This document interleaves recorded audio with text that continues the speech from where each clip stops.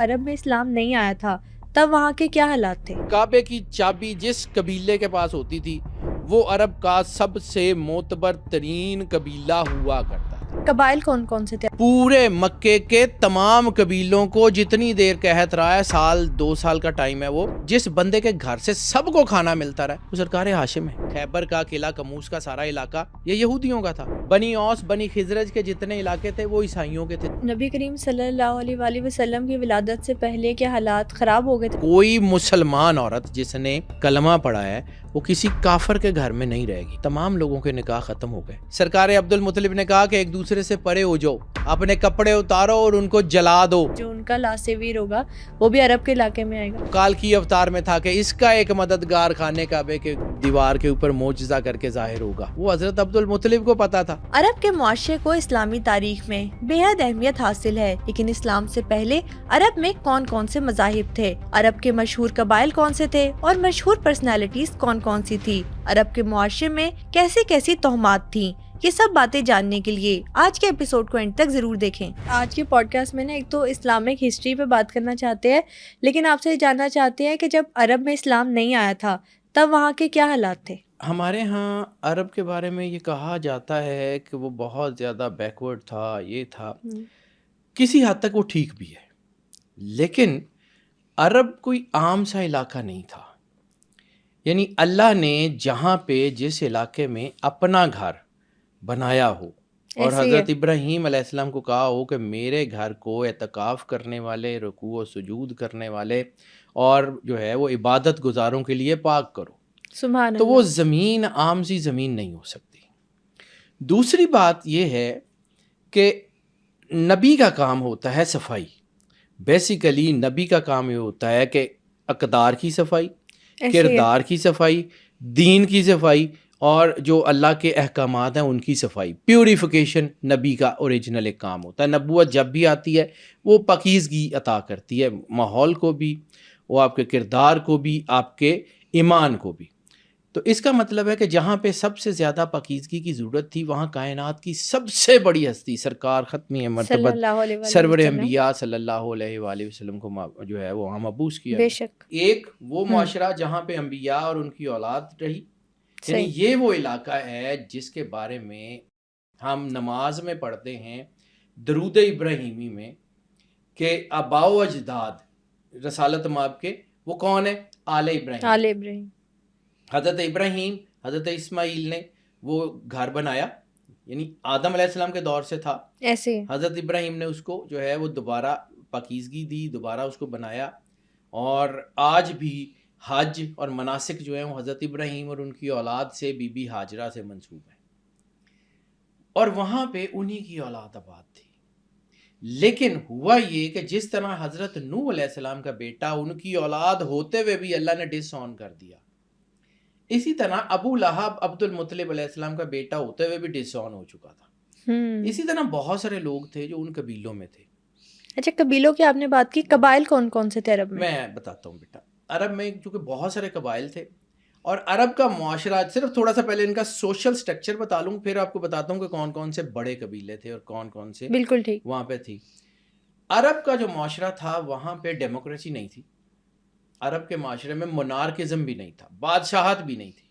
اچھا، عرب میں کوئی بادشاہت کا نظام نہیں تھا۔ عرب میں عزت کا معیار 2 عہدے ہوا کرتے تھے، ہمیشہ سے 2 عہدے، ہمیشہ سے عرب میں عزت کا معیار ہوتے تھے، سرکار عدنان سے لے کے اور سرکار رسالت مآب سرور انبیاء صلی اللہ علیہ وسلم کے اعلان نبوت سے پہلے تک، اور پھر ایک انٹائرلی شفٹ ہے سرکار ختمی مرتبہ سرور انبیاء صلی اللہ علیہ وسلم کے اعلان نبوت سے لے کے یہ معاشرہ پھر پورے کا پورا کیسے پیوریفائی ہوا، وہ بھی ایک پورا ایک اسپیکٹرم ہے۔ یہ دونوں کو مکس کریں گے تو بات نہیں سمجھ آئے گی۔ ابھی میں صرف اعلان نبوت سے پہلے کی بات کر رہا ہوں، ٹھیک ہو گیا۔ عرب کا معاشرہ 2 عہدوں کے اوپر کھڑا تھا، ایک جس کے پاس کعبے کی چابی ہوتی تھی، متولیت اسے کہتے، کعبے کی چابی جس قبیلے کے پاس ہوتی تھی وہ عرب کا سب سے معتبر ترین قبیلہ ہوا کرتا تھا۔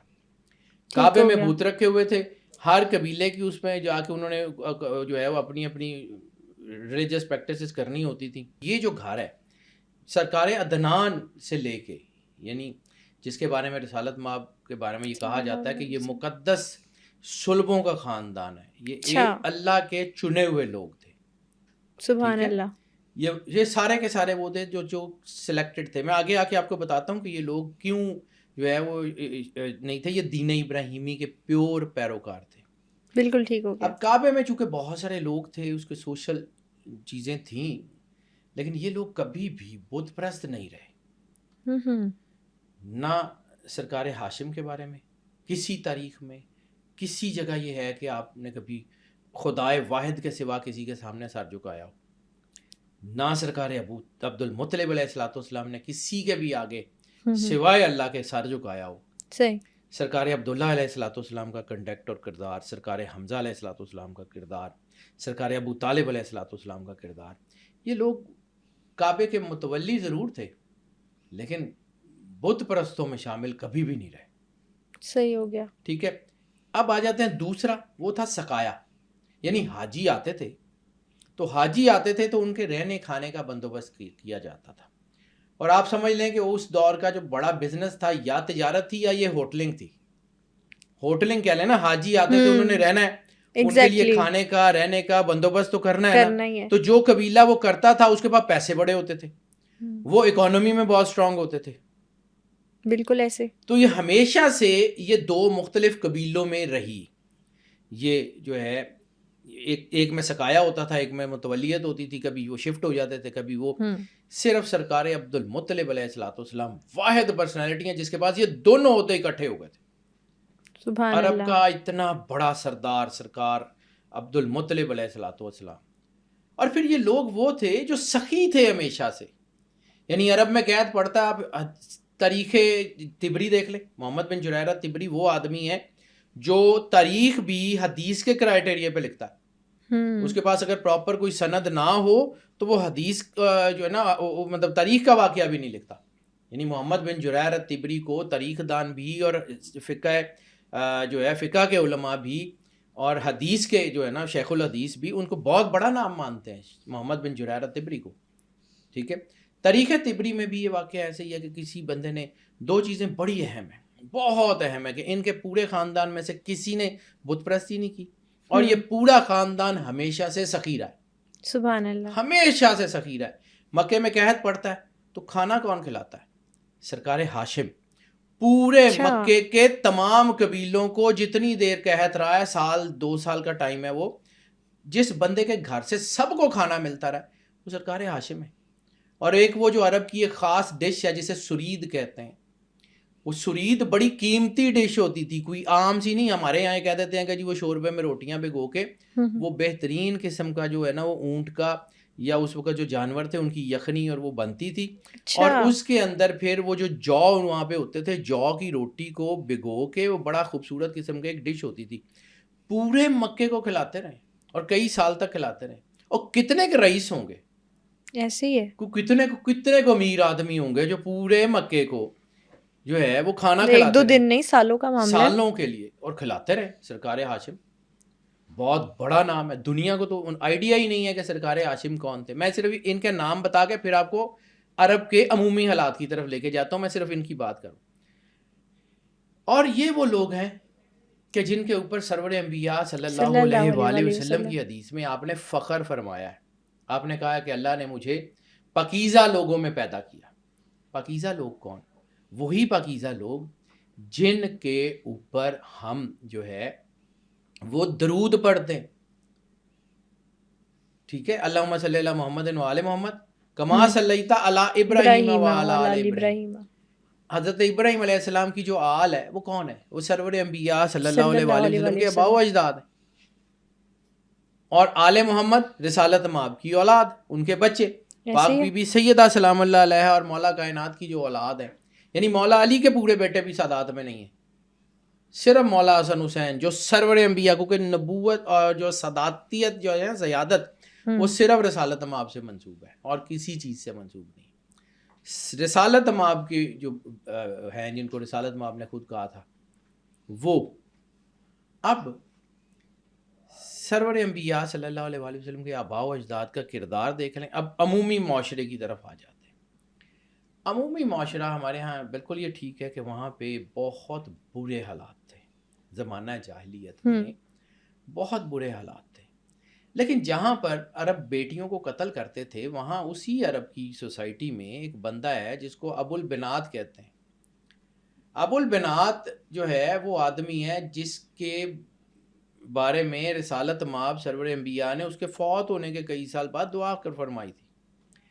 ابو البنات وہ بندہ ہے جب عرب میں بیٹیاں جو ہیں وہ زندہ درگور کر دی جاتی ہیں، پیدا ہوتے ہی مار دی جاتی ہیں، تو وہ بندہ تھا جو جس کو پتہ لگتا تھا نا کہ فلاں قبیلے کے فلاں سردار یا فلاں آدمی کے گھر بیٹی پیدا ہوئی ہے اور وہ شاید قتل کر دے گا، تو یہ پہنچ جاتا تھا، تم نے تو ماری دینی ہے، مجھے دے دو۔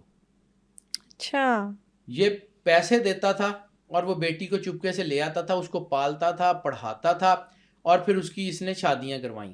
تاریخ یہ بتاتی ہے، تاریخ طبری، تاریخ حلبیہ اور سیرت ابن ہشام میں بھی اس کا ایک ضمناً ذکر ہے کہ 100 سے زیادہ ایسی بیٹیاں تھیں جو اس نے پالی، اور عرب کے معاشرے میں ابو البنات بیٹیوں کے باپ کے نام سے مشہور تھا۔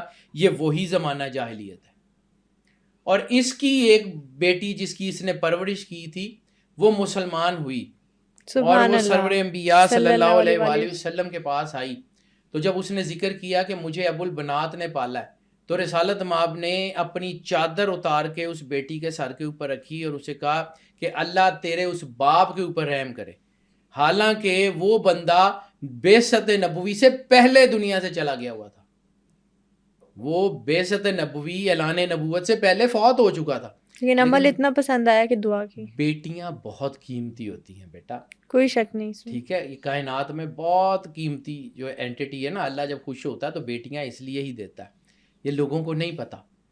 عرب کا معاشرہ وہاں پہ یہ لوگ بھی تھے، یعنی ہم نا عرب کے ایک بڑی غلط سی تصویر پینٹ کرتے ہیں کہ جی وہ وہاں پہ سارا کچھ ٹھیک ہے وہ تھا، لیکن وہاں پہ اچھے لوگ بھی تھے۔ یہ نہیں ہو سکتا کہ کوئی بھی سوسائٹی اللہ بالکل تنہا چھوڑ دے۔ پھر آپ نے جو ہے وہ ایک پرانا ذکر سنا ہوگا، ابو البنات تو خیر بہت بڑا آدمی، ایک اور ذکر سنا ہوگا حلف الفضول۔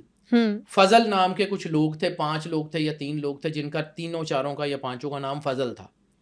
انہوں نے خانہ کعبے کے مطلب میں رسالت مآب سرور انبیاء صلی اللہ علیہ وسلم سے بھی پہلے، کچھ لوگوں کا خیال ہے کہ حضرت عبد المطلب سے بھی پہلے، سرکار ہاشم کے دور میں، انہوں نے خانہ کعبے میں آ کے ایک حلف لیا تھا کہ عرب میں جو مظلوم ہوگا ہم اس کی مدد کریں گے، عرب میں جو ہے وہ ظالم ہوگا ہم اس کے خلاف کھڑے ہوں گے۔ اور وہ 4 یا 5 لوگ نہیں تھے، وہ 4 یا 5 قبیلے تھے جن کے پیچھے ان کی اپنی اپنی آرمیز تھیں، جن کے پیچھے، تو انہوں نے بھی تو سوسائٹی میں اچھا کام کرنے کی کوشش کی۔ بالکل ایسے ہی ہے، ہم ان کو بھول جاتے ہیں، ہم کہتے ہیں کہ جی وہ نہیں تھے، وہ بہت بڑے بڑے لوگ تھے۔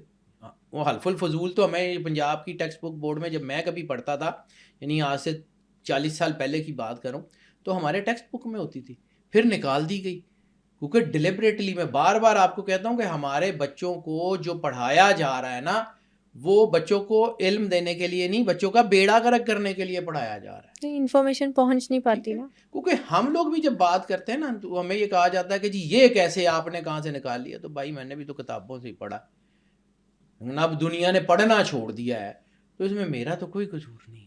ایسے ہی اب تو جدید ٹیکنالوجی کا دور ہے، اب وہ جدید ٹیکنالوجی انٹرنیٹ سے انفارمیشن لی جاتی ہے۔ اصل میں ہماری ساری چیزیں چلی گئیں ان امپیریل پاورز کے ہاتھ میں۔ میں نے ایک دفعہ پہلے بھی ایک پوڈ کاسٹ میں ذکر کیا تھا کہ ہمیں تو انہوں نے بانٹ دیا شیعہ سنی وابی میں، بالکل ہمیں تو انہوں نے بانٹ دیا کہ یہ سنیوں کا ہے، یہ شیعوں کا ہے، حالانکہ ایک رسالت مآب سرور انبیاء سب کے ہیں، کوئی شک نہیں، ایک اللہ، ایک رسول، ایک کتاب، جس سے سرکار ختمی مرتبہ سرور انبیاء صلی اللہ علیہ وسلم نے محبت کی، یا جس نے رسول اللہ سے محبت کی اس کی محبت واجب، جس نے سرور انبیاء صلی اللہ علیہ وسلم سے دشمنی کی یا جس سے رسول اللہ نے دشمنی کی اس سے دشمنی واجب۔ دین کی بیسس تو یہ ہے، باقی تو عبادات ہیں، عبادات کی بنیاد پہ کہ جی وہ ہاتھ ایسے باندھتے ہیں، وہ ہاتھ ایسے نہیں باندھتے، ہم نے بہت ساری چیزیں آپس میں بانٹ لی ہیں، حالانکہ بیسس وہی ہیں۔ عرب کا معاشرہ جہاں بہت گرا ہوا تھا وہاں پہ بہت بڑے لوگ بھی ہوئے ہیں، یعنی اس عرب کے معاشرے میں ہم نے جو ہے وہ حضرت پاک بی بی خدیجۃ الکبریٰ سلام اللہ علیہا کا نام سنا ہے، لیکن پاک بی بی خدیجۃ الکبریٰ سلام اللہ علیہا کے والد خویلد کا کردار کبھی پڑھا؟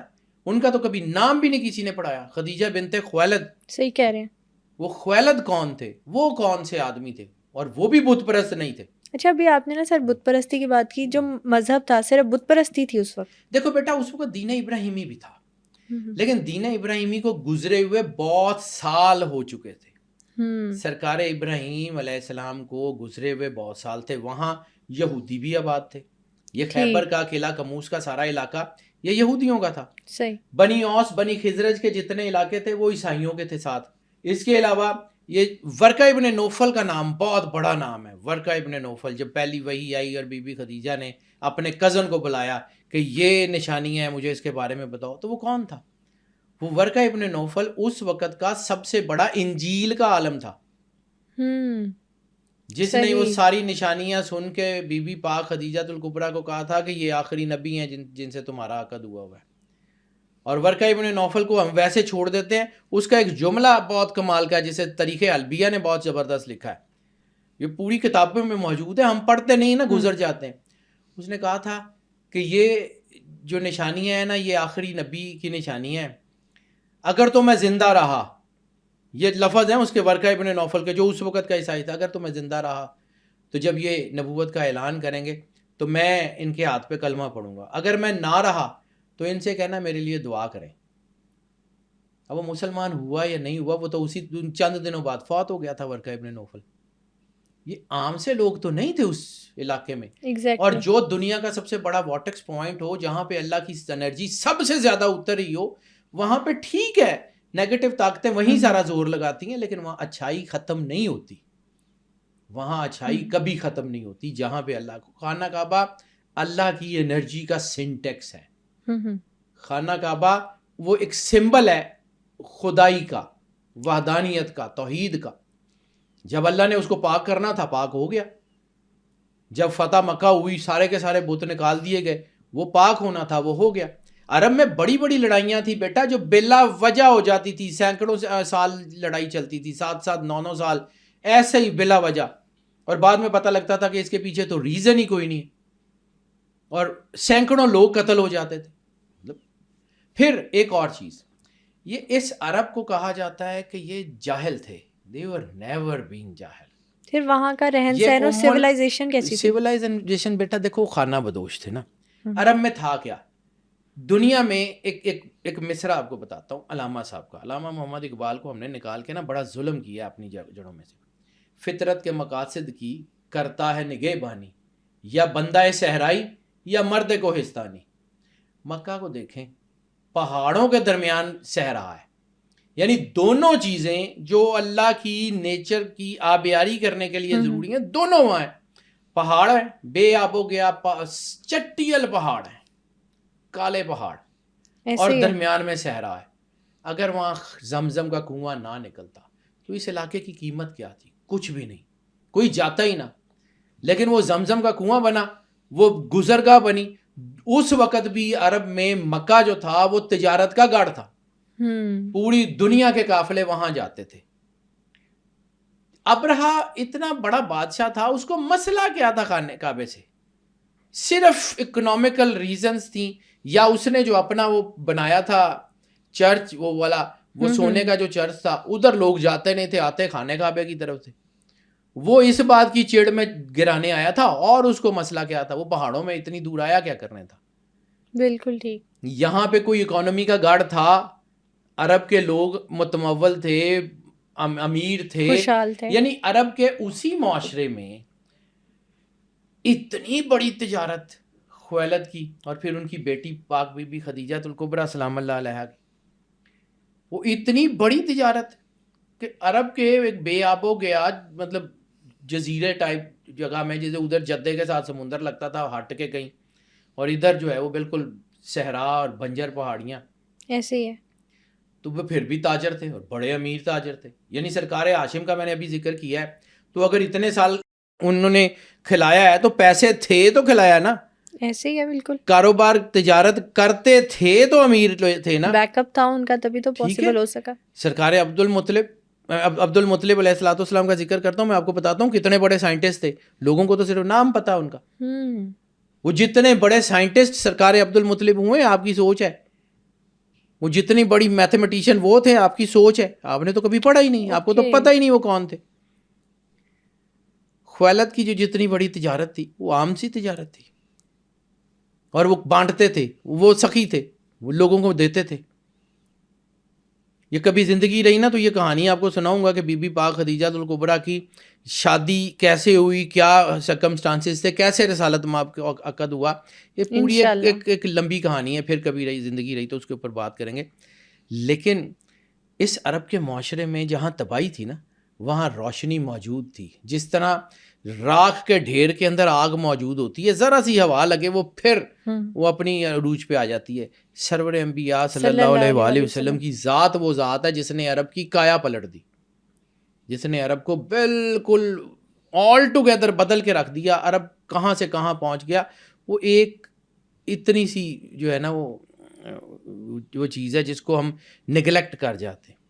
عرب کے اندر بہت اچھے لوگ تھے، برے بھی تھے، بت پرست تھے، ظالم تھے، لڑتے جھگڑتے تھے، لیکن کچھ لوگ بہت اچھے بھی تھے. ان لوگوں کی وجہ سے معاشرہ قائم تھا، اور اس گھر کے سینٹر کا نام بنو ہاشم تھا. قریش کے قبیلے تھے، قریش کے قبیلوں کے اندر جو ہے وہ بنی ہاشم کا گھر بہت بڑا تھا. یعنی ہاشم ابن عبد مناف کی اولاد میں ایک قبیلہ جو ہے وہ ادھر سے چلا گیا، ایک حرب کا قبیلہ تھا، ایک قریش کا قبیلہ تھا، قریش میں بنو ہاشم کا قبیلہ تھا، پھر اسی طرح اوس خزرج کے قبیلے تھے، پھر اسی طرح یہ قلعہ کموس والی سائڈ پہ یہودی آباد تھے. تو یہ جو ہے نا یہ مدینے والی سائڈ اور تھی، مدینے میں یہ اوس خزرج کے علاقے تھے، یثرب ادھر تھا، مکے کے ارد گرد کے علاقے جو تھے وہاں پہ بھی بہت سارے ایسے علاقے تھے جہاں پہ جو ہے وہ یمبو کا علاقہ آج بھی ایک شہر ہے. تو یمبو میں وہاں پہاڑ تھے، وہاں پہ جو پہاڑ تھے وہ تھوڑے سے یعنی مدینے اور مکے کے درمیان کا علاقہ ہے، وہ نخلستان کا علاقہ تھا، وہاں پہ گرینری تھی. تو جب لوگ یہاں سے مطلب جو ایسے ہم چھٹیاں گزارنے یا کچھ، تو وہ ان کے لیے یمبو جو تھا نا وہ اس دور کا گلگت بلتستان کہہ لیں کہ وہ ذرا گرین ایریا تھا. یمبو میں آبشاریں تھیں، پہاڑ تھے، وہ مدینہ جاتے ہوئے راستے میں آتا تھا. تو یہ سارے علاقے وہاں پہ تھے نا بیٹا اس پوری سوسائٹی میں. اب آ جاتے ہیں کہ جی اس سوسائٹی کو بدلا کیسے. تو سب سے پہلے چونکہ یہ وراثت تھی حضرت ابراہیم علیہ السلام کی، اور جس طرح اللہ اپنی مشیت کا جو ہے وہ حفاظت کا ذمہ اس نے خود لیا نا قرآن پاک کا، تو دین بھی اللہ نے جب بھیجا نا، تو اللہ اگر کہتا کہ ان الدین عند اللہ الاسلام، کہ اگر کوئی دین ہے اللہ کے نزدیک تو وہ اسلام ہے، اس کے علاوہ کوئی دوسرا دین تو ہے ہی نہیں، دین ہے ہی اسلام. تو وہ جو دین ہے اس کی حفاظت بھی اللہ خود ہی کر رہا تھا نا. ایک نبی آیا، لوگوں نے تکذیب کی، اللہ نے دوسرا بھیج دیا. ایک کتاب آئی، لوگوں نے اس میں تحریف کی، پھر دوسری کتاب آ گئی. اب نبی آخری تشریف لانے ہیں اس عرب کے معاشرے میں، اور کتاب بھی آخری آنی ہے. تو اس سے پہلے اس کا انتظام بھی تو ہو رہا تھا. نبی کریم صلی اللہ علیہ وآلہ وسلم کی ولادت سے پہلے کے حالات خراب ہو گئے تھے، بگڑ گئے تھے. دیکھو بیٹا وہاں پہ حالات تو خراب تھے، ٹھیک بھی تھے، خراب بھی تھے، کیونکہ وہاں پہ چیزیں چل رہی تھیں. سرکار عبد المطلب علیہ السلام نے کبھی بت پرستی نہیں کی، سرکار ہاشم نے کبھی بت پرستی نہیں کی، سرکار عبداللہ علیہ السلام کے بارے میں شک شبہ بھی نہیں ہے، سرکار حمزہ علیہ السلام، سرکار ابو طالب علیہ السلام. یہ وہ گھر ہے جو بالکل پیور تھے. جیسے آپ سمجھ لیں کہ کیچڑ کے درمیان ایک کمل کا پھول کھلتا ہے نا، تو عرب کے اس سارے معاشرے میں یہ جو بنو ہاشم کا گھر تھا نا، یہ اس کمل کے پھول کی طرح تھا جو بالکل علیحدہ تھا، وہ اس کا حصہ نہیں تھے، لیکن ارد گرد تھے. یعنی اسی گھر میں ابو لہب بھی تھا، اسی گھر میں اور بہت سارے لوگ بھی تھے. سرکار ہاشم کے بعد سرکار عبد المطلب اس اینٹی کے بہت مضبوط کڑی ہیں، کیونکہ میں نے عرض کیا تھا کہ دو خاندان تھے جن کے پاس، ایک کے پاس متولیت، ایک کے پاس سقایا، دونوں رہتے تھے. سرکار عبد المطلب کی جو والدہ تھیں وہ اس خاندان سے تھی جن کے پاس سقایا ہوتا تھا، اور سرکار عبد المطلب کے والد جو تھے وہ اس خاندان سے تھے جو خانہ کعبہ کے متولی تھے. تو جب سرکار عبد المطلب دنیا میں تشریف لائے تو ننیال کی وراثت بھی وہاں کوئی اور تھا نہیں، وہ ان کی والدہ کے وسیلے سے عبد المطلب علیہ السلام کو مل گئی، ادھر سے والد کی وراثت بھی سرکار عبد المطلب کو مل گئی. تو عرب کا جو سب سے مضبوط سردار گزرا ہے نا عرب کی تاریخ میں جو سب سے مضبوط سردار ہے وہ سرکار عبد المطلب علیہ السلام. اور ہم جب یہ علم اعداد کی بات کرتے ہیں، آج میں جس کو پڑھتا ہوں نا، تو میں جس ہستی کو، جس پرسنالٹی کو آئیڈیلائز کرتا ہوں علم اعداد میں، وہ سرکار عبد المطلب علیہ السلام ہے. انسانی تاریخ میں آپ عبد المطلب علیہ السلام کو کون سی پرسنالٹی سمجھتے ہیں؟ علم اعداد میں جتنی بڑی پرسنالٹی، جتنی محکم ترین پرسنالٹی سرکار عبد المطلب علیہ السلام ہے. آپ کی سوچ ہے، یعنی اس سے بڑا معجزہ، یعنی بہت سال بعد حدیث قدسی آتی ہے کہ یا رسول اللہ ہم آپ کو نہ بناتے تو کائنات میں کچھ نہ بناتے. یعنی لولا کا لما خلقت الافلاق کا جو تاج کا اعلان ہوا ہے، پہنا تو اللہ نے جب کون کہا تھا تب بھی سرور انبیاء صلی اللہ علیہ وسلم کے سر کے اوپر تھا، وہ تو تھے سرور انبیاء صلی اللہ علیہ وسلم. خود فرماتے ہیں کہ میں اس وقت بھی نبی تھا جب آدم مٹی اور پانی کے درمیان تھے.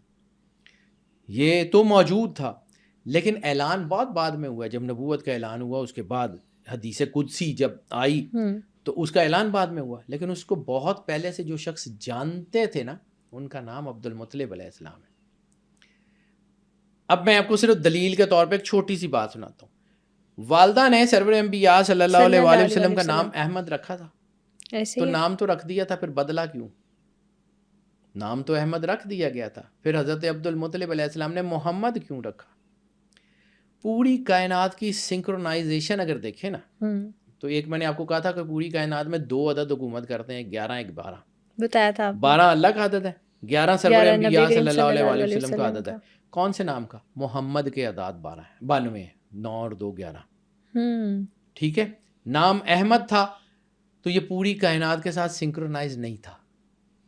اوکے، سرکار عبد المطلب علیہ السلام نے نام محمد رکھا. اور اگر سرور انبیاء صلی اللہ علیہ وآلہ وسلم کے نام سے پہلے کسی کا نام محمد رکھا نہیں گیا تھا، تو پھر کس طاقت نے آ کے حضرت عبد المطلب علیہ السلام کو کہا کہ اس کا نام محمد رکھو؟ بات تو ہے سوچنے کی. اگر سرور انبیاء صلی اللہ علیہ وآلہ وسلم کا نام یونیک تھا، جو کہ ہمیں ہمارے ایمان کا حصہ ہے کہ وہ یونیک تھا، پہلا نام ہی سرور انبیاء کا وہ جو تھا، اس سے پہلے کوئی نام محمد تھا ہی نہیں کسی کا. کس نے کہا تھا؟ جبرائیل تو نبیوں پہ آتے تھے، عبد المطلب علیہ السلام کو کس نے کہا تھا؟ ان کا اپنا نالج. جبرائیل تو نہیں آئے ہوں گے، ان کو کسی علم نے، کسی الہام نے، کسی چیز نے، کسی کنیکشن نے بتایا تھا نا کہ نام سرور انبیاء کا محمد. حالانکہ احمد رکھا جا چکا تھا پہلے، ماں نے بتایا کہ میں نے بیٹے کا نام احمد رکھ دیا. ان کا نہیں، وہ بھی ٹھیک ہے، یہ رکھنا ہے. علم اعداد کے، علم جفر کی جتنی بڑی پرسنالٹی سرکار عبد المطلب علیہ السلام ہے. آپ کی سوچ ہے. عبد المطلب کو آپ سمجھتے کیا ہیں؟ میں نے کہا تھا کہ بہت بڑے سائنٹسٹ ہیں. میں 3-4 چیزیں صرف ان کی زندگی کی آپ کو بتاتا ہوں جو انہوں نے کی ہے. آپ کی سوچ بھی نہیں ہے وہ کتنے بڑے. سب سے بڑا معجزہ تو یہی ہے، سرکار کا نام رکھا. بالکل، یہ بات شاید ہی پتہ ہو کسی کو. 92 اعداد کے نمبر پوری کائنات میں، ناؤن، پروناؤن، ورب، ایڈورب، ایڈجیکٹو، کسی کا بھی نام. یعنی ایون آپ ووڈ کے اعداد لے لیں، ووڈ میں سے کسی کی لکڑی کے اعداد، گھر کے، کسی جگہ کے، میرا نام، آپ کا نام، کوئی کائنات کا ناؤن، کوئی پروناؤن، کوئی کامن ناؤن، کوئی جو ہے وہ پراپر ناؤن، کوئی بھی، اس کے اعداد نکالیں تخلیق کے پیرامیٹر پہ. جب ہم گرو نانک کی بات کر رہے تھے تو میں نے آپ کو کہا تھا گرو نانک نے یہ فارمولا ایوالو کیا تھا کہ 92 کے اعداد پوری کائنات کی ہر چیز کے اوپر حاوی ہیں. وہ 92 کون ہے؟ محمد سرور انبیاء صلی اللہ علیہ وآلہ وسلم. یہ نام رکھنا ابو عبد المطلب کا معجزہ ہے. آپ کیا سمجھتے ہیں؟ اچھا، صرف یہی نہیں، ابرہا ہاتھیوں کا لشکر لے کے آیا جس کا سورہ فیل میں قرآن پاک میں ذکر ہے. مکے والے جب پناہ لیتے تھے نا، مکے والے جب کوئی مکے پہ حملہ ہوتا تھا تو مکے والے پناہ لیتے تھے خانہ کعبے سے ہٹ کے، وہ صفا سے اگلی والی سائڈ کے اوپر جایا کرتے تھے اس طرف. سرکار عبد المطلب نے مکے والوں کو کیا کہا تھا؟ ابو قبیس میں چلے جاؤ، ابو قبیس میں پناہ لے لو، مالک خود انتظام کرے گا. ٹھیک ہے، یہ میں صرف آپ کو وہ بات بتا رہا ہوں جو ہماری کتابوں میں لکھی ہوئی ہے اور ہم اس کو پڑھتے نہیں ہیں، ہماری نظر میں ہی نہیں گزرتی، ہم اس کو سمجھتے نہیں ہیں کہ یہ کہانی کتنی زبردست ہے. ابو قبیس میں کیوں بھیجا؟ جب بعد میں مکے والوں نے تحقیق کی تو ابابیلوں نے جس طرف سے آنا تھا، جس طرف سے پتھر مارنے تھے، اس کے کچھ پتھر کوہ صفا والی سائڈ پہ بھی گرے تھے، آگے جا کے کوہ صفا کے پیچھے طرف بھی گرے. ابو قبیس سائڈ پہ رہ گیا تھا. جس شخص کو یہ پتا تھا کہ ادھر سے ابابیل آئیں گے, ادھر کو پتھر ماریں گے, یہ علاقہ بچ جائے گا, کون تھا؟ پریڈکشن تھی ان کی. ٹھیک ہے. دوسری بات, سرکار عبد المطلب جو ہے وہ جس وقت ابابیلوں نے حملہ کیا ہے اور ہاتھیوں کے لشکر کے اوپر حملہ کیا ہے, تو حضرت سرکار عبد المطلب خود مکہ چھوڑ گئے تھے؟ نہیں, وہ خانہ کعبے کے دروازے کے پاس بیٹھے ہوئے تھے. یعنی اگر لشکر حملہ کرتا تو سب سے پہلے کون شہید ہوتا؟ وہی. تو اتنا دلیر آدمی جو پورے لشکر کے سامنے اکیلا بیٹھا ہوا خانہ کعبے کے دروازے کے سامنے اور انتظار کر رہا ہے, اس کو پتا تھا, اتنی بڑی پرسنالٹی, ان کو پتا تھا کہ اللہ کرنے کیا جا رہا ہے. مشیت الہی کے رازوں سے واقف جو پرسنالٹی ہے ان کا نام ابو عبد المطلب علیہ السلام. سبحان اللہ. یہ ایسے ہی ہے, اولاد ابراہیم ایسے ہی ہوتی ہے. یہ وہ تھے جن کا کردار تھا. اچھا, پھر ایک اور بات, سرکار عبداللہ علیہ الصلوۃ والسلام کہ جب نکاح کرنے کے لیے گئے ہیں تو آپ نے ان کو جو جملے ہیں, یہ تاریخ طبری پڑھ رہا ہوں میں, یہ سیرت حشام پڑھ رہا ہوں, ٹھیک ہے, سلیمان ندوی صاحب نے جو سیرت لکھی ہے وہ پڑھ رہا ہوں, یا سیرت نعمان, شبلی نعمانی کی جو سیرت نعمان پڑھ رہا ہوں, اور اس کے علاوہ جو ہے وہ سیرت حلبیہ سے پڑھ رہا ہوں. یہ 4-5 کتابیں ہیں جن کے میں حوالے کوٹ کر رہا ہوں. میں یہ بتانا اس لیے چاہ رہا ہوں کہ بعد میں یہ نہ کہا جائے کہ جی کون سی کتاب سے. بالکل ٹھیک ہو گیا. ان میں یہ سارے واقعات موجود ہیں. جب سرکار عبداللہ علیہ السلام کے نکاح کے لیے آپ لے کے جا رہے ہیں تو کیا کہا تھا؟ عبداللہ, اللہ نے اپنی سب سے بڑی امانت تم پہ اتاری ہے, اس کی حفاظت کرنا. سرکار عبداللہ علیہ السلام کو بھی پتا تھا کس نے آنا ہے دنیا میں, سرکار عبد المطلب کو بھی پتا تھا کس نے آنا ہے دنیا میں, کون تھا, کس نے آنا ہے, یہ دنیا کو پتا تھا. ہمیں تو کہا جاتا ہے نا کہ سرکار عبداللہ علیہ الصلوۃ والسلام جو ہے وہ فوت ہو گئے تھے فلاں جگہ. سرکار عبداللہ علیہ السلام پہ حملہ کس نے کیا تھا؟ کون تھے جن کو یہ آئیڈیا تھا کہ آخری نبی نے آ جانا ہے, اس نے پوری امپائر کو غرق کر دینا ہے؟ یہ ان کے لوگ تھے جو پہلے سے انتظار کر رہے تھے. وہ جو بحیرہ راہب جب حضرت ابو طالب علیہ السلام لے کے گئے ہیں شام میں, وہ بحیرہ راہب نے دعوت کی ہے پورے قبیلے کی اور پورے قافلے کی, تو رسالت مآب کے ارد گرد پھرتا رہا, دیکھتا رہا کہ یہ بچہ کون ہے, اور پھر اس نے حضرت ابو طالب علیہ السلام کو کہا کہ اس بچے کو شام مت لے کے جانا, وہاں کے یہودیوں کو پتہ ہے یہ کون ہے, وہ شہید کر دیں گے. یہ لوگ بہت بڑے لوگ ہیں, یہ خاندان چھوٹا خاندان نہیں ہے, یہ پشتوں سے نسلوں سے یہ دین کے محافظ رہے ہیں. سرکار عبد المطلب علیہ السلام جو ہے وہ ان کی میڈیسن کا نالج, مکے میں وبا پھیل گئی. ہم نے یہ پچھلے کچھ چند سال پہلے کرونا دیکھا ہے نا, ایسے ہی سوشل ڈسٹینسنگ. تاریخ میں, انسانی تاریخ میں سوشل ڈسٹینسنگ سب سے پہلے کس نے کروائی تھی؟ عرب میں ہوئی تھی سب سے پہلے. عرب میں وبا پھیل گئی مکے میں. سرکار عبد المطلب نے کہا کہ ایک دوسرے سے پرے ہو جاؤ, ایک دوسرے کے قریب نہ ہو, اپنے کپڑے اتارو اور ان کو جلا دو. اور پھر کچھ عرصہ باہر رہنے کے بعد انہوں نے کہا تھا باہر آ جاؤ. یہ تبری نے, محمد بن جریر تبری نے لکھا ہوا. اس وقت سوشل ڈسٹینسنگ, کوارنٹین میں جاتے تھے, کوارنٹین کا کانسیپٹ عبد المطلب علیہ السلام نے دیا ہے عرب کی تاریخ میں. آپ عرب کو عام سے لوگ کہتے ہیں, یہ ام القریٰ یہ ایسے علاقہ نہیں تھا. 2 علاقے تھے دنیا میں جو ہے نا سنٹیکس تھا جن میں علم تھا. ایک ام القریٰ یہ مکے اور اس کے ارد گرد کی آبادیاں, اور ایک ادھر وہ جہاں پہ انبیاء تھے بیت المقدس. 2 علم کے خزانے تھے, ٹھیک ہے. اور عرب کو اپنی زبان پہ بہت تھا, یعنی وہ باقیوں کو عجم کہتے تھے, اور عرب جو ہے وہ اس کو کہتے ہیں فصیح اور بلیغ. عرب میں خانہ کعبے کے اوپر جو 7 معلقات کا کانسیپٹ ہے وہ دنیا کے بہترین رائٹنگ کے نمونے ہوا کرتے تھے, شاعری کے, نثر کے.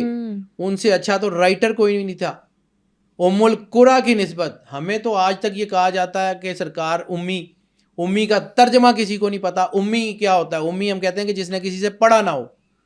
تو سرور انبیاء صلی اللہ علیہ وآلہ وسلم جو ہیں وہ اپنا تعارف کراتے ہیں نا, مدینہ العلم, میں علم کا جو ہے وہ شہر ہوں, علی بابو, علی ان کے باب ہیں. اور سرور انبیاء اپنا تعارف کراتے ہیں کہ میں تعلیم دینے کے لیے آیا ہوں, وَيُعَلِّمُ الْكِتَابَ, میں ان کو کتاب کی تعلیم دینے کے لیے آیا ہوں, والحکمہ, اور حکمت سکھانے کے لیے آیا ہوں. تو جو خود سکھانے کے لیے آیا ہو وہ خود پڑھا ہوا نہیں ہوگا, پاسبل نہیں ہو سکتا. ہم کہتے ہیں کہ جس نے یہاں سے پڑھا نہ ہو. اب دیکھو نا, فرض کیا بیٹا میں کسی ایک شہر میں رہتا ہوں, ٹھیک ہے, اور میں اپنی ایج کے کسی حصے میں کہیں دوسرے شہر میں چلا گیا. اب لوگ اس بنیاد کے اوپر کہ میں جس شہر میں رہتا ہوں اس وقت، یعنی جہاں میں پیدا ہوا تھا، جہاں میں بڑا ہوا تھا، اس شہر کو چھوڑ کے میں کسی اور جگہ آ گیا. میں مثال کے طور پہ دے رہا ہوں، اس کو سمجھنے کی کوشش کرنا میں بتانا کیا چاہ رہا ہوں. یہاں پہ لوگ یہ دیکھیں کہ جی یہ تو کسی کالج میں گئے نہیں، کسی اسکول میں پڑھے ہی نہیں ہوئے. سرور انبیاء صلی اللہ علیہ وآلہ وسلم کی ڈائمنشن کیا ہے کہ میں اس وقت بھی نبی تھا جب آدم مٹی اور پانی کے تھے. تو اس دنیا کے لوگ ان کو پڑھائیں گے؟ وہ ادھر پوری کائنات کو پڑھانے کے لیے آئے ہیں، حکمت دینے کے لیے آئے ہیں. یہ یہاں کے دیکھ کے کہ یہاں کا استاد پڑھا سکتا ہے ان کو؟ کسی کی جرت ہے؟ اور دوسرا امی کا مطلب کیا ہے؟ امی ام القرا سے، ام القرا کے رہنے والے. اور دوسرا ایک اور اس کا مطلب ہے کہتے ہیں ماں کو، کہتے ہیں ماں کو. امی وہ بندہ who is having the mother of knowledge، جس کے پاس علم کی بھی ماں ہے، وہ امی ہے. تو انہوں تو پتہ ہی نہیں سمجھ آئی کہ یہ امی ہوتا کیا ہے. نبی الامی بالکل ٹھیک ہے، لیکن ام القرا کے رہنے والے یا وہ پرسنالٹی جس کے پاس یہ ٹریڈیشنل علم کی بھی ماں موجود ہے، جو اس کے بہت بڑے جو ہے، آپ کو یہ سمجھ ہی نہیں آتی. آپ کو اگر سرور انبیاء صلی اللہ علیہ وآلہ وسلم بادشاہ کونین کے بارے میں ایمبیگوٹیز ہیں، تو ان کے آباء و اجداد کے بارے میں آپ کا کیا خیال ہوگا؟ وہ کون سے لوگ تھے؟ یعنی عبد المطلب علیہ السلام نے مکے والوں کو کھانا کھلایا، قحط میں انہوں نے بھی کھلایا، انہوں نے مکے والوں کی مدد کی. ہمیشہ تجارت سب سے بہترین ان کے گھر کی ہوتی تھی. یہ مکے کے وہ سردار تھے جن کی طرف کوئی آنکھ اٹھا کے نہیں دیکھ سکتا تھا. بالکل ایسے ہی. ٹھیک ہے، اب سرکار ابو طالب علیہ السلام کی طرف آ جائیں. یعنی دو محکمے ہیں، سقایا اور متولیت خانے کعبے کی. سقایا چھین لیا گیا سرکار عبد المطلب کے بعد، کیونکہ رسالت مآب سرور انبیاء صلی اللہ علیہ وآلہ وسلم نے نبوت کا اعلان فرما دیا، اور عرب میں جو ہے وہ رسالت مآب کی مخالفت ہونی شروع ہوئی. تو پوری تاریخ طبری، سیوطی، جلال الدین سیوطی چھوٹے آدمی نہیں ہیں، امام جلال الدین سیوطی، یہ مطلب جتنے بڑے عالم جو ہیں وہ سارے کے سارے آپ اٹھا کے دیکھ لیں، کسی ایک نے بھی ایک جملہ کوٹ کیا ہو کہ مکے کے کافر ابو طالب علیہ السلام کے پاس آئے اور انہوں نے کہا کہ تمہارا بھتیجا تمہارے بتوں کی مخالفت کرتا ہے؟ نہیں، ہمیشہ یہ کہا کہ تمہارا بھتیجا ہمارے بتوں کی مخالفت کرتا ہے. اگر ابو طالب کا اور ان کا دین ایک ہوتا تو وہ یہ نہ کہتے کہ تمہارے کہتے ہیں، یہ کیوں کہتے تھے کہ تمہارے بھتیجا جو ہے وہ ہمارے بتوں کی مخالفت کرتا ہے؟ اور پھر ایک جملہ جس کو طبری نے کوٹ کیا ہے، اور اگر یہ جملہ جو ہے نا اتنا کمال کا ہے کہ اس کو میسج فلم آپ نے دیکھی ہوگی شاید، اس میں یہ جملہ باقاعدہ ہے، وہ فلم بھی لوگوں نے دیکھی کیونکہ وہ پوری تاریخ کی ہسٹری کو سرچ کرنے کے بعد وہ جملہ تھا کہ جب آئے نا جو ہے وہ ابو جہل حضرت ابو طالب علیہ السلام کے پاس کہ یہ آپ کا بھتیجا ہمارے بتوں کی جو ہے نا توہین کرتا ہے، تو اس کو روکیں. تو سرکار ابو طالب علیہ السلام نے سرور انبیاء صلی اللہ علیہ وسلم کو کہا کہ یہ جو لوگ کہتے ہیں میں اتنا بھار نہیں اٹھا سکتا، یہ نہیں کہا کہ رک جاؤ، آپ نے کہا تھا کہ میں اتنا بھار نہیں اٹھا سکتا، یہ لوگ مخالفت کرتے ہیں. تو رسالت مآب نے کہا، یہ جملہ ہم نے پڑھا ہوا ہے کہ ایک ہاتھ پہ میرے چاند اور ایک ہاتھ پہ سورج رکھ دیں تب بھی میں جو ہے وہ اس چیز سے باز نہیں آؤں گا.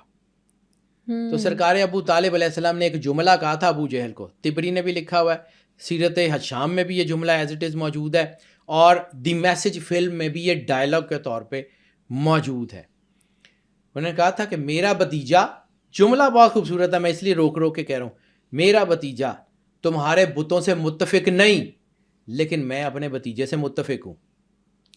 اس کا ترجمہ سمجھ آتا ہے آپ کو کہ تمہارا بھتیجا، میرا بھتیجا تمہارے بتوں سے متفق نہیں، لیکن میں اپنے بھتیجے سے متفق ہوں. اور اس کے بعد سرکار ابو طالب علیہ السلام نے کچھ شعر کہے ہیں، وہ شعر دیوان ابو طالب کے سر ورق کے اوپر لکھے ہوئے ہیں. دیوان ابو طالب علیہ السلام جو، اور دیوان ابو طالب بھی اگر آپ کو پتا ہو تو دیوان ابو طالب صرف نعت کا دیوان ہے، اس میں کوئی دوسرا شعر نہیں ہے جو سرور انبیاء صلی اللہ علیہ وآلہ وسلم کی مدح کے علاوہ ہو. سرکار ابو طالب علیہ السلام نے جتنے شعر کہے ہیں نا وہ صرف رسالت مآب کی مدح میں کہے ہیں، رسالت مآب کی تعریف میں کہے ہیں. آپ ابو طالب علیہ السلام کو سمجھ ہی نہیں سکے کون ہے. دنیا میں سب سے پہلی نعت لکھی سرکار ابو طالب علیہ السلام نے، اور وہ جو دو شعر پہلے سناتا ہوں پھر بعد میں آگے چلتا ہوں. بالکل ٹھیک. دو شعر ہیں کہ اے میرے بھتیجے، یہ تم تک نہیں پہنچ سکتے جب تک بلکہ جو ہے جمیہ کہ یہ تمام لوگ مل کے بھی تم تک نہیں پہنچ سکتے جب تک کہ میں مٹی کے اندر دفن نہ کر دیا جاؤں. تم اپنے کام سے اپنی آنکھیں ٹھنڈی رکھو, میں تمہارے پیچھے پہاڑ کی طرح کھڑا ہوں. یہ ابو طالب علیہ السلام ہے جنہوں نے ہمیشہ سہارا دیا سرور انبیاء, بتا دیا نا کہ میری سپورٹ ہے. ٹھیک ہے, اب میں نے وہاں پہ عبداللہ علیہ السلام کا ایک کوٹ کیا. اب ایک اور, سرکار عبد المطلب کو پتا تھا کس نے آنا گھر پہ, کس کی ولادت ہوگی, کیونکہ جب بی بی آمنہ نے جو ہے وہ اطلاع بھجوائی ہے سرکار عبد المطلب کو, آپ خانہ کعبے میں تھے, تو وہ جب تشریف لائے ہیں تو خانہ کعبے میں جب وہ ان کو اطلاع ملی تو خانہ کعبے کا دروازہ پکڑ کے کیا کہا ہے, وہ ان کی پوری تاریخ سرکار ہاشم سے لے کے عبد المطلب علیہ الصلوۃ والسلام سے لے کے سرکار جو ہے وہ عبداللہ علیہ الصلوۃ والسلام سے لے کے ان کی پوری تاریخ میں ایک جملہ آپ کو پہم ملے گا, الحمدللہ رب العالمین. یہ جملہ تو قرآن پاک میں بعد میں آیا ہے, اور ان کی زبان سے سرکار ہاشم نے جب کھانا کھلایا لوگوں کو تو اس وقت کیا کہ تمام تعریفیں اس اللہ کی ہیں جو تمام جہانوں کا رب ہے, اس نے ہمیں ذریت ابراہیم میں پیدا کیا اور ہمیں لوگوں کو کھانا کھلانے کی توفیق عطا فرمائی. سرکار عبد المطلب علیہ السلام جب سرور انبیاء صلی اللہ علیہ وآلہ وسلم کے ظہور کی اطلاع ملتی ہے, خانہ کعبے کا دروازہ پکڑ کے کہتے ہیں الحمدللہ رب العالمین, کہ جس نے ہمیں ذریت اسماعیل میں مستحکم فرمایا. ان جملوں کا مطلب آپ کو سمجھ نہیں آتا وہ کیا ہے؟ پوری دنیا کو شکر گزاری کا پیغام دیا گیا ہے کہ ہمیں ذریت اسماعیل میں مستحکم فرمایا. اور کس کی اطلاع مل رہی ہے؟ سرور انبیاء صلی اللہ علیہ وآلہ وسلم کے ظہور کی, دنیا میں آنے کی. پھر سرکار ابو طالب علیہ السلام جب رسالت مآب سرور انبیاء صلی اللہ علیہ وآلہ وسلم کا نکاح کا خطبہ دیا, نکاح کا خطبہ جو سب سرور انبیاء صلی اللہ علیہ وآلہ وسلم کا نکاح کا خطبہ دیا سرکار ابو طالب نے, کہاں سے شروع ہوتا ہے؟ الحمدللہ رب العالمین, کہ اس رب کی بڑی مہربانی ہے, اس تمام تعریفیں اس رب کی ہیں کہ جس نے ہمیں ذریت ابراہیم میں پیدا کیا, جس نے ہمیں مستحکم کیا اسماعیل کی ذریت میں, اور جس نے ہمیں اس سراج منیر سے منور کیا. رسالت مآب کی طرف اشارہ کر کے کہہ رہے ہیں سراج منیر, چمکتے ہوئے چاند سے منور فرمایا. آپ ابو طالب علیہ السلام کو سمجھ ہی نہیں پائے وہ کون ہے. ابو طالب علیہ السلام وہ پرسنالٹی ہیں, جب میں وہ بھی بات کیا نا کہ ابو طالب علیہ السلام, اب آپ کو آئیڈیا ہے کہ حضرت ہاشم کتنے امیر ہیں, سرکار عبد المطلب کتنے امیر ہیں, اور سرکار ابو طالب غریب کیوں ہو گئے تھے؟ کبھی یہ بھی سوچئے گا کہ وہ کیوں ہو گئے تھے, اتنے بڑے باپ کا, اتنے بڑے دادے کا پوتا, اور کیوں, کیا وجہ تھی اس کی؟ رسالت مآب سرور انبیاء صلی اللہ علیہ وآلہ وسلم کو جب وہ شام لے کے گئے نا, اور انہیں پتہ لگا کہ یہودی جو ہیں وہ اس نبی کے خلاف ہیں, اور یہ نبی جو ہے اس نے آنا ہے اور اس کے خلاف ہے, آپ نے ساری زندگی تجارت کے لیے پھر مکے سے باہر نہیں نکلے. اپنا مال لوگوں کو دے کے بھیجتے تھے, خود تجارت کے لیے کبھی باہر نہیں نکلے. رسالت مآب کے ارد گرد حفاظت. اچھا, ہم لوگ کہتے ہیں کہ مولا علی علیہ الصلوۃ والسلام جو ہے ہجرت کی رات میں رسالت مآب سرور انبیاء صلی اللہ علیہ وآلہ وسلم کے بستر پہ سو گئے, اور رسالت مآب نے کہا کہ علی یہاں سو جاؤ. ٹھیک ہے, موت سامنے کھڑی ہے, لوگ ننگی تلواریں لے کے کھڑے ہوئے. یہ تربیت کس نے کی تھی؟ کبھی سوچا ہے کہ اپنے بچوں کی تربیت رسالت مآب کی کے چچا سرکار ابو طالب علیہ السلام نے کی تھی. جب یہ شدید ترین تھا کہ رسالت مآب پہ حملہ ہوگا, مکے میں نبوت کا اعلان ہو گیا, مکے کے لوگ جو ہے وہ دشمن ہو گئے سارے کے سارے, تو رات کو رسالت مآب کو جس بستر پہ سلاتے تھے ان کو اٹھا کے بستر دوسرا کر دیتے تھے. کبھی وہاں اپنے بیٹے علی کو سلا دیتے تھے, کبھی جعفر طیار کو سلا دیتے تھے, کبھی عقیل ابن ابی طالب کو سلا دیتے تھے. اپنے بچوں کو ہمیشہ ابو طالب علیہ السلام نے رسالت مآب پہ قربان کرنے کے لیے تیار کیا. یہ ابو طالب علیہ السلام کی تربیت تھی. جب بچے چھوٹے تھے تو سرکار ابو طالب علیہ السلام نے اپنے بچوں کو بلایا, 3 بیٹے تھے, تینوں کو بلا کے کہا کہ دیکھو بیٹا, اگر تمہیں کچھ ہو جائے گا نا تو دکھ یا مجھے ہوگا یا تمہاری ماں کو ہوگا, لیکن اگر محمد کو کچھ ہو گیا, اگر محمد کو سرور انبیاء صلی اللہ علیہ وسلم کو کچھ ہو گیا تو میں اپنے باپ اور اپنے بھائی کے سامنے سر نہیں اٹھا سکوں گا. اپنے باپ کو شرمسار مت کروانا. یہ تربیت ہے ابو طالب علیہ السلام کی, یہ اپنے بچوں کو سکھا رہے تھے.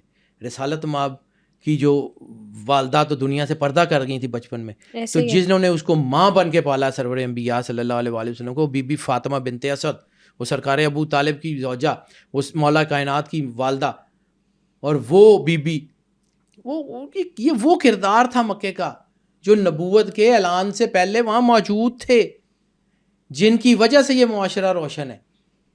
سرکار عبد المطلب علیہ السلام جو ہیں وہ کوئی عام سی پرسنالٹی ہیں. سرکار ابو طالب علیہ السلام کوئی عام سی پرسنالٹی، اپنا پورا کاروبار، اتنی بڑی سلطنت قربان کر دی صرف اس ایک رسالت مآب سرور انبیاء صلی اللہ علیہ وسلم. تو پھر ایسے ہی تھا. پھر ایک اور چیز، اب ہم جو ہے نا بہت ساری بحث کرتے ہیں کہ جی انہوں نے کلمہ پڑھا یا نہیں پڑھا، تو وہ تو پہلے ہی دین ابراہیمی پہ تھے. نبوت کے اعلان کے بعد چلیں، انہوں نے جو ہے وہ کلمہ بھی تھا. تو ایک بات یاد رکھیے، میں دلیلوں کا آدمی ہوں، میں مفتی نہیں ہوں، لیکن مجھے دلیلیں سمجھ آتی ہیں. رسالت مآب سرور انبیاء صلی اللہ علیہ وآلہ وسلم کے اعلان نبوت کے کئی سال بعد جب حکم آیا کہ کوئی مسلمان عورت جس نے کلمہ پڑھا ہے وہ کسی کافر کے گھر میں نہیں رہے گی، تمام لوگوں کے نکاح ختم ہو گئے سوائے رسالت مآب کے چچا ابو طالب علیہ السلام کے. کیوں؟ دنیا کو عدل کا درس دینے والے نبی جنہوں نے کائنات میں کبھی کسی سے فرق کیا ہی نہیں ہے، تو کیا یہاں پہ کر گئے؟ نہیں. کافر کے گھر مومنہ عورت نہیں رہ سکتی. بی بی فاطمہ بنت اسد نے تو کلمہ پڑھ لیا تھا بالکل ارلی دنوں میں، تو وہ کیسے سرکار ابو طالب کے نکاح میں رہیں اس وقت تک کہ ان کا وصال، سرکار ابو طالب کا وصال ہو گیا، اور ان کے وصال کے کئی سال بعد انہوں نے جو ہے وہ حضرت ابو طالب کی بیوہ کی حیثیت سے زندگی گزاری. یعنی مدینے میں آپ کی تدفین ہوئی ہے بی بی فاطمہ بنت اسد کی، ہجرت میں بھی ساتھ ہے. سرکار ابو طالب مکے میں وصال فرما گئے. یہ کیسے ہو سکتا ہے؟ اور جو نبی کے اوپر سارا کچھ وار دیں، جو اپنا سارا کچھ رسالت مآب کے سر کے اوپر صدقہ کر کے. سرکار عباس ابن عبد المطلب کی حدیث ہے، بڑی کمال کی حدیث ہے، طبری نے اس کے اوپر پوری بہت کمال کا جو ہے نا اس کے اوپر کام کیا ہوا. حضرت عباس ابن عبد المطلب آئے اپنے بھائی کے پاس، ابو طالب علیہ السلام کے پاس، کہ ابو طالب آپ کرتے تو وہی ہیں جو محمد کہتے ہیں، آپ کرتے تو وہی ہیں جو محمد کہتے ہیں، پھر اعلان کیوں نہیں کرتے دین کا؟ تو یہ جو جملہ ہے نا یہ مجھے سمجھ آتا ہے، یہ طبری کمال کا ہی آدمی ہے، اور یہ جو روایت ہے نا اس کے اوپر اس نے کوئی سند بھی نہیں دی. یہ جملہ ایسے ہی لکھ کے چھوڑ دیا، اس کی کوئی سند بھی نہیں ہے طریقہ طبری میں. حالانکہ وہ پورا واقعہ اس کی سند لاتا ہے کہ فلاں سے میں نے سنا، فلاں سے میں نے سنا، فلاں نے یہ کہا، اور یہ واقعہ اس طرح انہوں نے یہ مجھے بتایا. اب یہ جو واقعہ ہے کہ حضرت عباس بن عبد المطلب آئے سرکار ابو طالب علیہ السلام کے پاس اور کہا کہ اے ابو طالب، اے عمران، کیونکہ ان کا نام عمران ہے، کہ اے عمران آپ تو وہی کرتے ہیں جو محمد کہتے ہیں، پھر اعلان کیوں نہیں کرتے؟ تو جو جملہ ہے نا میں ریپیٹ کر کے اس کو روک کے اس لیے بیان کروں کہ تھوڑا سا سمجھیے.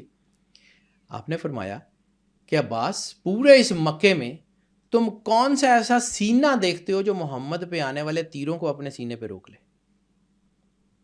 وہ بہت بڑی پرسنالٹی تھی. اگر ابو طالب میں اب یہاں سے ہٹ کے صرف یہ اتنی روایت پڑھ کے اب میں آپ کو فلسفی یا سائیکالوجی کی بنیاد پہ بتاتا ہوں. اگر ابو طالب علیہ السلام اسلام کا اعلان کر دیتے تو ریوالٹ ہو جاتا مکے میں. وہ جو آخری وقت تک خانہ کعبے کی چابی اور وہ متولیت ان کے پاس تھی جو لوگ چھین نہیں سکے تھے، وہ چھین لیتے. ابو جہل یا کوئی اور مکے کا متولی ہو جاتا، بڑا سردار ہو جاتا، ان کے گھر کو تو روند کے گزر جاتے. شیب ابی طالب میں سرکار ابو طالب علیہ السلام موجود ہیں، انہی کے نام سے ہے. جب مکے میں سب لوگوں نے سرور انبیاء صلی اللہ علیہ وآلہ وسلم ان کے گھر اور ان کا کلمہ پڑھنے والوں کا جو ہے وہ بائیک آؤٹ کر دیا، تو جو کلمہ پڑھنے والے تھے وہ شیب ابی طالب میں محصور ہو گئے تھے. ابو طالب جب چاہتے چھوڑ کے جا سکتے تھے، کیوں نہیں گئے؟ ابو طالب مکے کے سردار تھے، کسی کی جرت نہیں تھی آنکھ اٹھا کے دیکھ لیتا ان کی طرف. شیب ابی طالب میں رہے، بیمار ہو گئے، باہر نہیں نکلے. کیوں؟ آپ کا کیا خیال ہے؟ سرکار ابو طالب علیہ السلام عام سی پرسنالٹی،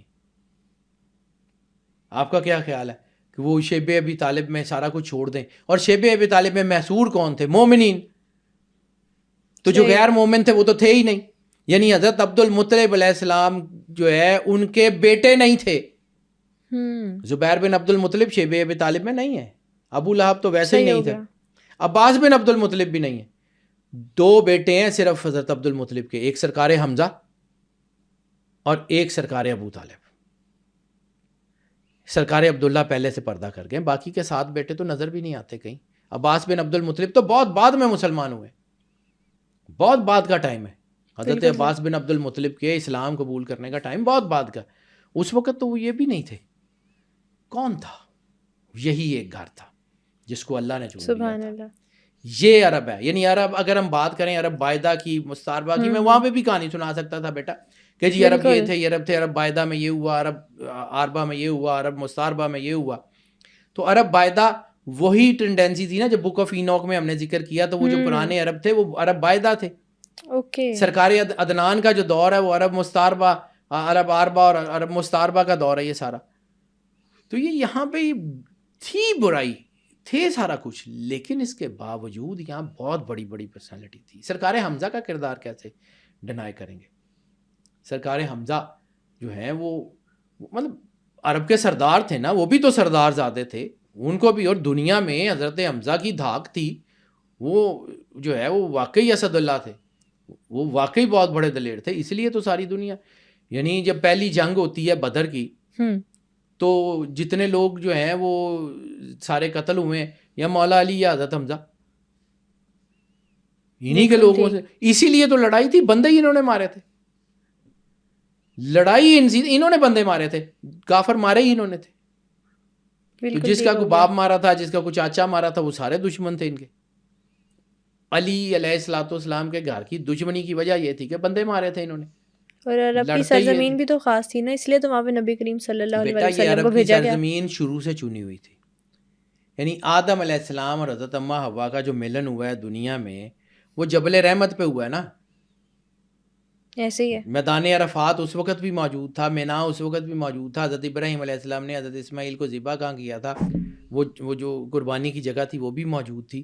ایک ایک چیز تو ہماری وہاں پہ موجود. یہی علاقہ تھا نا جو مقدس تھا، یا بیت المقدس مقدس تھا، ایسے ہی ہے، یا یہ مکہ مقدس تھا. اور اس کی امپورٹنس کی وجہ سے اس پہ تہمات تھیں. اسی طرح بیٹا یہاں پہ دیکھو ایک چیز یاد رکھو، سائنس بھی اور سوسائٹی بھی اور ہر چیز، یہ بات ہے کہ جہاں ایکشن ہوگا وہاں ری ایکشن ہوگا. جہاں پر پازیٹیوٹی زیادہ ہوگی نا وہاں پہ نیگیٹیوٹی پورا زور مارے گی. ٹھیک ہے. شیطان نے بھی اس علاقے میں سب سے زیادہ زور مارا تھا نا جہاں پہ اس کو پتا تھا کہ آخری نبی نے ظہور کرنا ہے. جب ہم بات کر رہے تھے وہ کالکی کی اور سرور انبیاء صلی اللہ علیہ وسلم کی، تو بھگوان رام نے بھی تو کہا تھا نا کہ وہ پیدا ہوگا کھجوروں والی زمین میں، دنیا کے سب سے بڑے کالے پتھر کے مندر کی طرف. اگر 4000 سال پہلے، رسالت مآب کے 4000 سال پہلے بھگوان رام کو یہ بات پتا تھی تو باقی طاقتوں کو نہیں پتا تھی. یہ ہم لوگ نا ہمیں سمجھ نہیں آتی. دیکھیں نا چمگادڑ کو اگر سورج نظر نہیں آتا تو چمگادڑ کی آنکھ کا قصور ہے نا. سورج تو ہے، آپ نہیں دیکھتے، آپ نہیں پڑھتے، آپ نہیں سوچتے، تو اس میں کسی کا کیا قصور؟ اور جیسا کہ جو آپ نے بتایا تھا کہ لاسٹ سیویئر کے بارے میں، تو یہ بھی ہندوازم کی بکس میں یہ بھی تو کہا جاتا ہے کہ جو ان کا لاسٹ سیویئر ہوگا وہ بھی عرب کے علاقے میں آئے گا. امام مہدی علیہ الصلوۃ والسلام، انہوں نے بھی وہیں سے آنا. تو یہی ہے نا سرور انبیاء صلی اللہ علیہ وسلم. وہ جو کال کی بک ہے اس میں بھی تو اس کا ذکر ہے کہ وہ آخری نبی سرور انبیاء صلی اللہ علیہ وسلم ہے، وہ لے آئے ہیں. یعنی جب سرور انبیاء صلی اللہ علیہ وسلم سے یہ کہا گیا کہ یا رسول اللہ قیامت کی سب سے بڑی نشانی کیا ہے، تو آپ نے فرمایا قیامت کی سب سے بڑی نشانی میں ہوں. میرے آنے کے بعد قیامت کا انتظار کرو کیونکہ میں آخری نبی ہوں اور قرآن آخری کتاب ہے. بالکل تو بیٹا یہ تو فیصلہ ہو گیا ہوا ہے. یہ عرب کا معاشرہ انہی ہستیوں کی وجہ سے روشن تھا.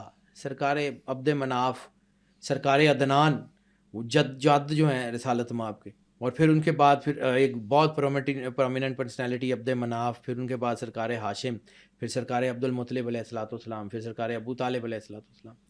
اب جب ابو طالب علیہ السلام کے ہاتھ میں حضرت عبد المطلب نے رسالت مآب کی بازو پکڑائی ہے، ٹھیک ہے، تو جملے کیا ہیں؟ میں تو تاریخ کو اس طرح پڑھتا ہوں، میں تو ایک ایک جملے کو پڑھتا ہوں، پھر سمجھنے کی کوشش کرتا ہوں کہ اس کا مطلب کیا ہے. آپ نے جب بازو پکڑائی ہے سرور انبیاء صلی اللہ علیہ وسلم کی، سرکار ابو طالب علیہ الصلوۃ والسلام کے ہاتھ میں، دادا نے اپنے پوتے کی بازو جو ہے وہ اپنے بیٹے کے ہاتھ میں پکڑائی ہے، چچا حضرت ابو طالب کے ہاتھ میں. کہا ہے میں اللہ کی 2 امانتیں، امانتین، 2 امانتیں تمہارے سپرد کر رہا ہوں. پکڑا تو صرف سرور انبیاء صلی اللہ علیہ وآلہ وسلم کا بازو رہے تھے. دوسرا کون تھا؟ سوال دو امانتیں. تو سرکار عبد المطلب علیہ السلام کو یہ بھی پتا تھا کہ خانہ کعبے میں کس نے ظہور کرنا اور کس نے رسالت کی مدد کرنی. وہ جو کالکی اوتار میں تھا کہ اس کا ایک مددگار خانہ کعبے کے دیوار کے اوپر معجزہ کر کے ظاہر ہوگا. ایسے ہی ہے. ٹھیک ہے. وہ حضرت عبد المطلب کو پتا تھا کہ اللہ کی دو امانتیں تیرے ہاتھ میں دے کے جا رہا ہوں, اس کی حفاظت کرنا. بی بی آمنہ سلام اللہ علیہا کو پتا تھا کون پیدا ہوا. تو حضرت علی کی ولادت بھی تو معجزہ ہے. ایسے ہی ہے بیٹا, یہ سارے ہی معجزے ہوتے ہیں, یہ سارے معجزے ہیں.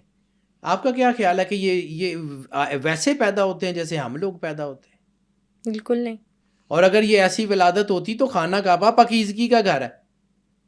بالکل ایسے. اور پھر بی بی آمنہ سلام اللہ علیہا کا کیا جملے ہیں کہ جب رسالت مآب دنیا میں تشریف لائے تو میں نے سجدہ کیا اللہ کی بارگاہ میں. ٹھیک ہے. اور حضرت فاطمہ بنت اسد خانہ کعبے میں 3 دن تک مقیم رہی ہیں.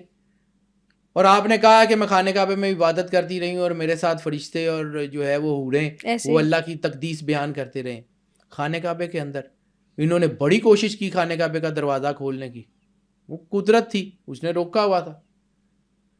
بیٹا یہ خانہ کعبہ کوئی عام سی چیز ہے, اس کے اوپر لوگوں کی مرضی سے کام ہوتا ہے. وہ جس کا گھر ہے وہ ہاتھیوں سے بچا لیتا ہے, تو یہ ان چیزوں سے بچا نہیں سکتا.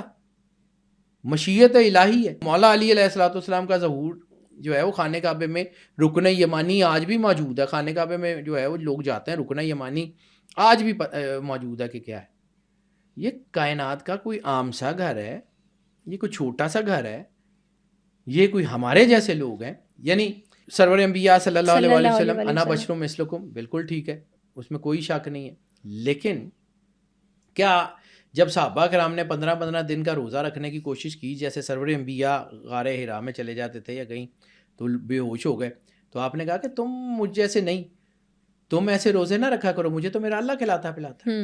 پھر اسی طرح مولا کائنات کا ایک جملہ ہے, جب لوگوں نے جو ہے وہ کچھ سوال کیے تو مولا کائنات نے کیا فرمایا تھا, سنو ہم تمہارے جیسے نہیں, نہ ہم تمہاری طرح پیدا ہوتے ہیں نہ ہم تمہاری طرح مرتے ہیں. تم نجاست کے ڈھیر سے جنم لیتے ہو, ہم جنم دیتے ہی نماز پڑھنے والیوں کی اولاد. تو سبحان اللہ, اگر یہ اسی طریقے سے پیدا ہوتے تو پھر تو نماز نہیں ہوتی. ایسے ہی ہے, بالکل ایسے. ٹھیک ہے. اور وہ جو جملہ ہے کہ جب مولا کائنات جو ہے وہ دنیا میں ظہور کیے تو اس وقت جو ہے وہ دن چڑھنے کا وقت تھا, اس وقت نماز تو فرض نہیں ہوئی تھی. لیکن جب بی بی فاطمہ بنت اسد کے وہ جملے ہیں سلام اللہ علیہا کے کہ جب وہ دن چڑھنے کا وقت تھا تو جب جو ہے وہ دن چڑھنے کے وقت میں نے اللہ کی بارگاہ میں شکرانے کی عبادت کی. شکرانے کی عبادت کیا تھی؟ وہ سجدہ شکر تھا خانہ کعبے کے اندر. یہ جو ہے یہ کائنات کے ڈگنیٹیئرز یہ ہمارے جیسے ہیں یا ہم ان کے جیسے ہو سکتے ہیں؟ ہماری کیا اوقات ہے؟ یہ نور ہے, اللہ کے خاص چنے ہوئے لوگ ہیں. انا و علیہم من نور واحد, یہ نور ہے. یہ کائنات کے جو ہے وہ ایسے ہی ان کے سارا کچھ ہے. یہ تو اپنے وہ جو ہے وہ لباس بشریت پہن کے آ جاتے ہیں نیچے, ان کی مرضی ہے ہمارے ساتھ, ورنہ یہ مالک ہیں. ہماری کیا اوقات حیثیت ہے؟ ہم عرب کے معاشرے کو ان کے پڑھے بغیر نہیں پڑھ سکتے. ہم اگر ادھر ادھر کی کہانیوں میں گھسے رہیں گے کہ جی عرب یہ کرتے تھے, ٹھیک ہے کرتے تھے, چور تھے, ڈاکو تھے, لڑائی تھی, لیکن اس میں بہت اچھے لوگ بھی تھے. ان کو کیسے ہم نکال دیں, ان کو کیسے ہم ڈینائی کر دیں, ان کو کیسے ہم یہ چھوڑ دیں کہ جی وہ یہ جو ہے نا وہ ان کی پرسنالٹیز نہیں تھی. سرکار حمزہ علیہ الصلوۃ والسلام کا کردار کیسے ہم جو ہے وہ ڈینائی کر سکتے ہیں؟ وہ سرکار حمزہ علیہ الصلوۃ والسلام, یہ چند دن پہلے کی خبر تھی کہ ان کے جو ہے وہ جسم اتھر کو نکالا گیا تو وہ تھا. تم مالکوں کے ایسے ہی نکلتے ہیں. بالکل ایسے ہی. ہماری تو ڈیکمپوزیشن 24 گھنٹے میں جو ہے وہ ختم ہو جاتی ہے, ہمارے تو 15 دن بعد لاشیں نہیں ملتی. تو وہ مالک ہیں تو ان کی جو ہے نا وہ اسی طرح ہے نا. اس سے پہلے جو ہے محلہ بنی ہاشم میں جو ہے وہ نکلی تھی, جب محلہ بنی ہاشم کو مسمار کیا جا رہا تھا, جب خانہ کعبے کی توسیع ہو رہی تھی, تو وہاں سے جو ہے وہ کہتے ہیں کہ وہاں پہ جو حضرت بی بی خدیجہ کا گھر تھا, ان کے گھر کے ساتھ ایک مزار تھا, وہاں پہ کوئی قبر تھی. تو جب اس کو کھولا گیا تو اس کے اندر سے ایک پرانا جسم تھا. کس کا تھا؟ جب کھولا تو پورے مکے میں خوشبو تھی, پتہ نہیں کون تھے, آج تک تو نام بھی نہیں پتا. تو یہ تو بیٹا یہ وہ ہے, یہ جو اللہ کے نور سے نوری ہیں, یہ اللہ کے نور میں یہ نہیں ہوتا, ایسے ہی یہ ڈفرینٹ چیزیں ہیں. ان کو اگر ہم اپنے طریقے سے سمجھنے کی کوشش کریں گے تو نہیں آتی سمجھ. ان کا کردار, ان کی چیزیں, ان کی جو ہے وہ ان کی اپنی پرسنالٹی اپنی ذات میں مکمل لوگ ہیں. اور پھر چونکہ یہ دین ابراہیمی کے اوپر تھے تو پھر ہم اگر آج یہ ہم کتنے ہم بیوقوف لوگ ہیں کہ ہم اس کے اوپر بحث کرتے ہیں کہ انہوں نے کلمہ پڑھا اور انہوں نے نہیں پڑھا. او بھائی وہ پہلے ہی تو عید پرست ہے. مسلمان تو وہ ہو جو پہلے کافر ہو. ایسے ہی بالکل صحیح کہہ رہے ہیں. مسلمان تو وہ ہو نا جو پہلے کافر ہو. اسلام تو جو ہے وہ انہی کے گھر کا ہے. سرور انبیاء صلی اللہ علیہ وآلہ وسلم نے کلمہ پڑھا, آپ نے پڑھ لیا. اور جو میں نے آپ کو بات کی ہے میری سائیکالوجی کی بنیاد پہ, میں چونکہ عالم نہیں ہوں, مفتی نہیں ہوں, میں اس کے اوپر فتویٰ نہیں دے رہا, نہ میں دینا چاہتا ہوں. لیکن بیٹا اگر وہی جہاں سے بات چھوڑی تھی کہ اگر ابو طالب علیہ السلام کی جگہ پہ کوئی اور سردار مکے کا آ جاتا تو اسلام اتنا پختہ ہو جاتا. یعنی اس وقت تک ابو طالب علیہ السلام ایک قلعے کی طرح رسالت مآب کے پیچھے کھڑے رہے, جس وقت تک اسلام کا پودا اتنا مضبوط نہیں ہو گیا کہ اب اس کو اکھاڑا جانا ممکن نہیں تھا. ٹھیک ہے, اسی طرح بی بی خدیجہ الکبریٰ سلام اللہ علیہا کا جو مال ہے وہ کس طرح دین کے اوپر خرچ ہوا. یعنی اتنی بڑی امپائر وہ پوری کی پوری 3.5 سال شیب ابی طالب میں ختم ہو گئی. کیسے؟